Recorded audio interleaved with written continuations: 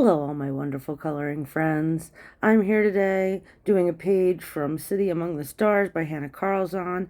As you can see, I start off with Liquitex Clear Gesso, and I'm doing this video because this was supposed to be a video using the grabby watercolors, and this page just got very intense for me, and I could not figure out what I was doing. Here's where we're going to start with the grabby watercolors.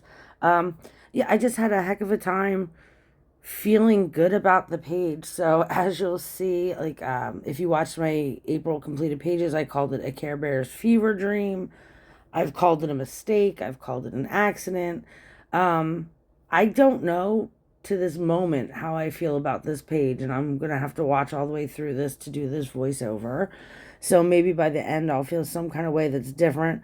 I will admit, not right now, but towards the end, I really do enjoy the clouds. But yeah, everything I tried, like all I wanted was a pastel rainbow and pink clouds with like purple shadows on them. And I got that, so I can't complain too much. But as you watch through the video, I threw everything I had at this picture. And I think it was way too much, but I didn't know where to stop either. So maybe in the comments, if you watch through the whole video, let me know if you see the natural stopping point for this, or like, should I have just never even started or what? But yeah, we're still just using the gravy watercolors. I did water them down a lot because I wanted them to be very pastel, and they were very bright in the pan, and I did not want that. So I did water them down quite a bit, and I added some more color back to them for the actual rainbow itself because I did want that to be slightly darker than the clouds and the sky. Yeah, I kept saying as I was filming this, I remember talking to you all in the filming that I thought, I don't know if I'm comfortable. This is really, really pastel. But I deleted everything I said in the old filming because it was a lot of negative self-talk and a lot of just uncomfortableness about what was happening on the page. And I think it's easier to come at it now from the perspective of it's finished, and talk about it more objectively, I guess would be the word.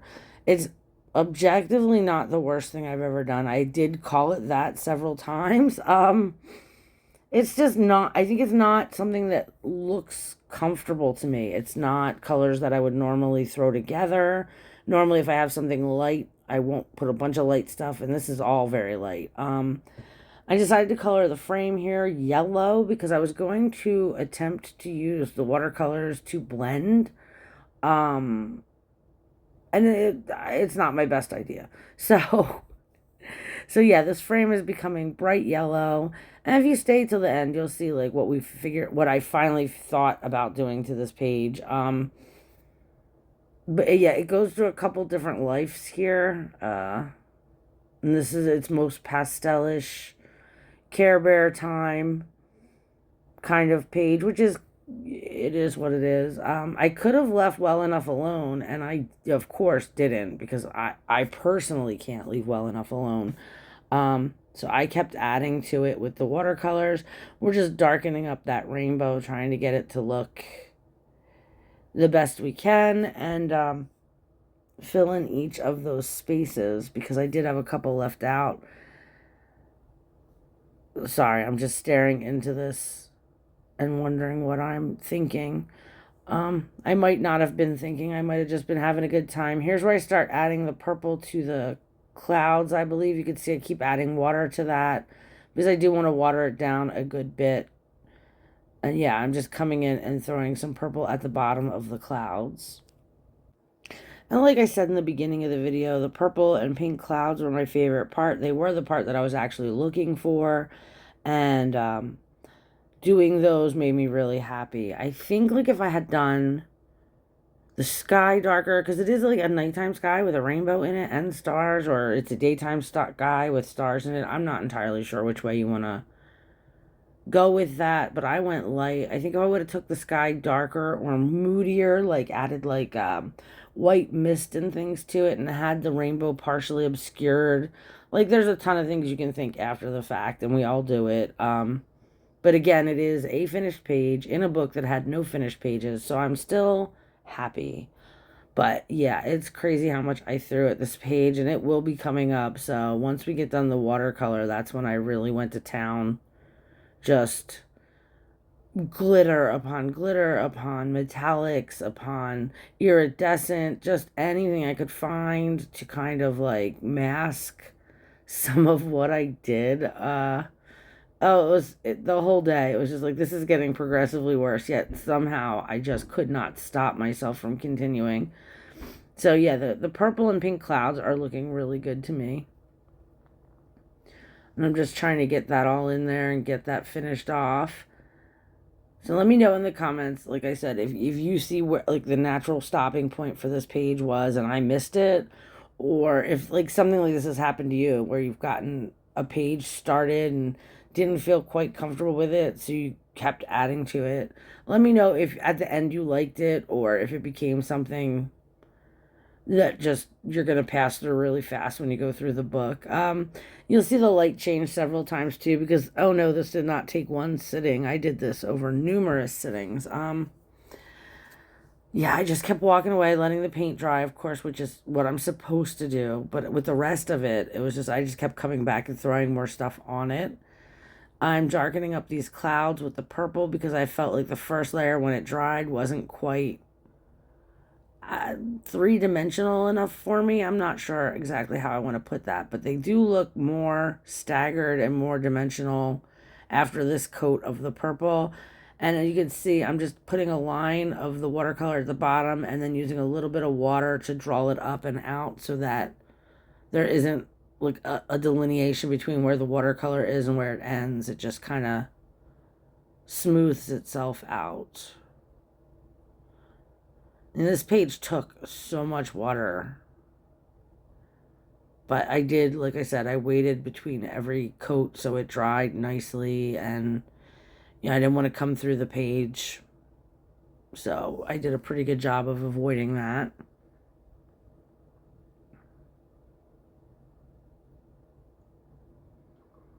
And I think you can kind of see now what I was saying about liking how the clouds turned out because they just look nicer now. Fluffier. That's the word we're going to go with. The clouds look fluffier now.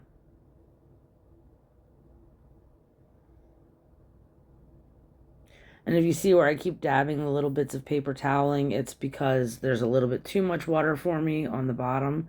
So I'm just taking some of it off so that the actual pigment of the watercolors is moving instead of just all that water sloshing about.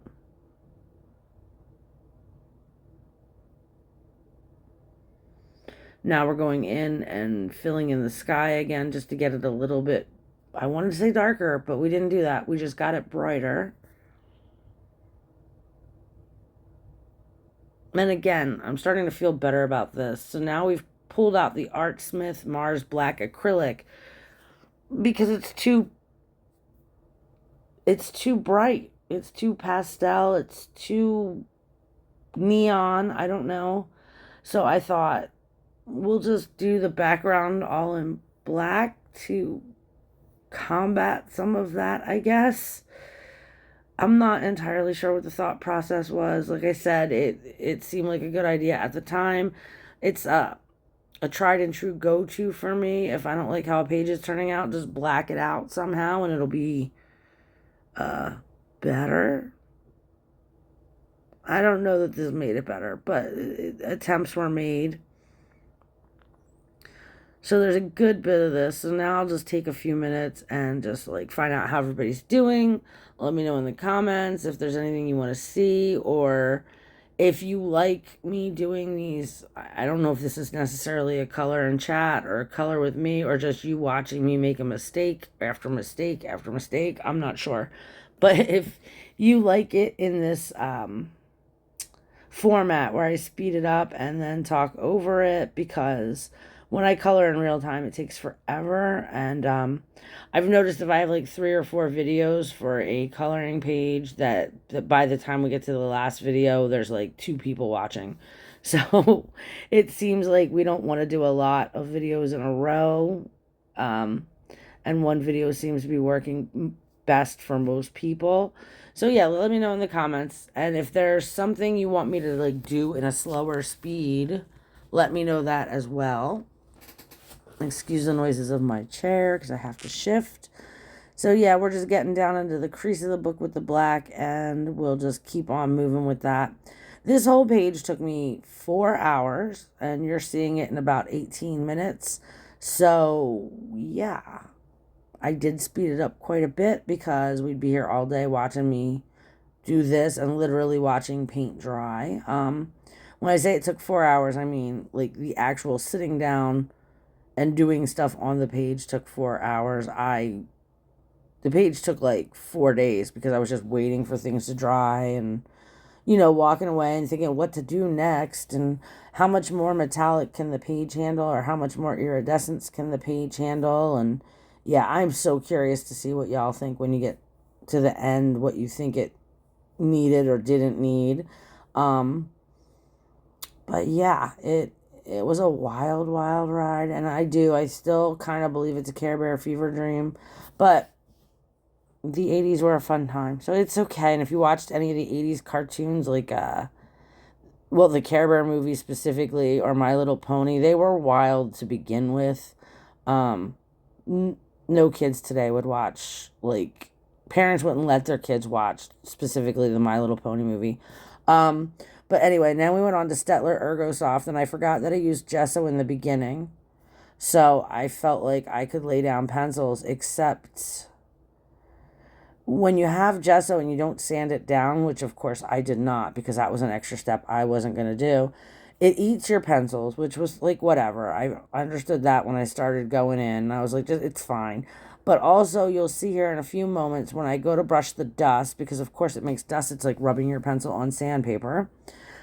The dust was most of what I colored. So, like, see all this bright, vibrant, like pinkish purple fuchsia color I've got going down?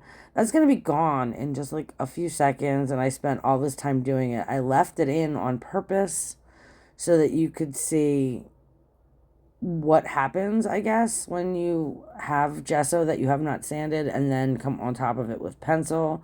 It will smear like crazy. Like, as it is, I just brushed it all off, which was way better than having it run all over the next page when I close the book. So yeah, you'll see that in just a moment. But I do like it darker like that, and maybe I should have went in and done another layer of the watercolor paint, but who knows at this point. So now we're just adding a little bit colors to the ends of the rainbows. And again, it's pretty much for nothing. You'll see soon. I mean, it did leave some residue, so it's not like it was completely for nothing, but a lot of work for not a lot of payout, I guess, is what I'm saying. And it's my own fault. That's why we're showing this video. So you could see what I did. But next up, we're doing the Folk Art Treasure Gold. And you can look at those clouds now and see that they're a lot lighter because I lost a lot of that pigment because it was like powder.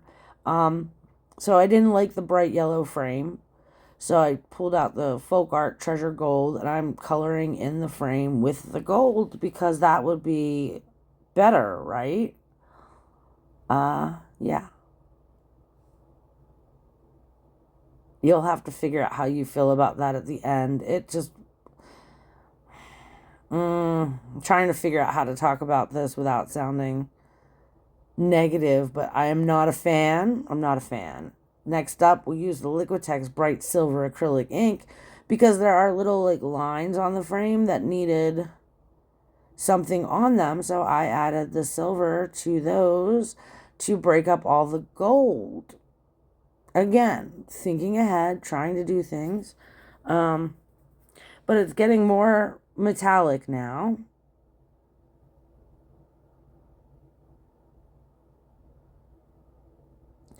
And I hope you can kind of see it because I'm looking at it on a tiny, tiny screen. And yeah, I've just taken my glasses off to get an idea. So there were like little circles in the corners of the frame and just like little lines, and all of them are going to be silver by the end of this section of the video. And if you're looking at the screen, you can see that I keep leaving cards showing you what I used, just in case you want to recreate it. So now we're on to Winsor and Newton iridescent medium. And this is the only part that I'm sure I'm happy with. Again, I really liked how the clouds turned out, and this is part of the clouds. So, very happy with this part. I just smeared that stuff over all the clouds. I don't even care. It wasn't strategically placed in any way. It's just lots and lots of iridescent medium on the clouds. And they're just about done. And now it's the Uniball Signo Silver. And I took that and used it for the stars in the sky. And I know we had the Liquitex Silver acrylic ink out, but I did not want to mess with a tiny paintbrush and the little stars, so I decided to do them with a pen instead. And I do not regret that decision because that would have just been messy. Now I've got a white acrylic pen out because I have the clouds. I want the clouds outlined with white. And again, we're still happy with the clouds, and the white wasn't a bad idea. So I'm not mad at this. I think the thing that irritates me the most at this point in the picture is that the gold, there were so many details in that frame that Hannah Carlson had drawn in, and I covered them all up with the gold, and I hate that, which is something I fix later on. So if you've ever done that and want to see what I did to make it look better, you can hang on till the end and it will show. Well, I will at least talk about what I did. Because I think that was the part I did off screen, but everything I'm going to tell you will make complete sense. So yeah, we're just whiting out all the black lines inside the clouds. We're leaving all those dots everywhere because now we're coming back with the folk art, treasure gold, and a dotting tool. And just making the dots, making sure we get over the black lines on the dots with the gold. So now we're going to have just gold dots all over this picture because that makes sense. But seriously, tell me you don't expect a Care Bear to come sliding down that rainbow or something. It's so pastel.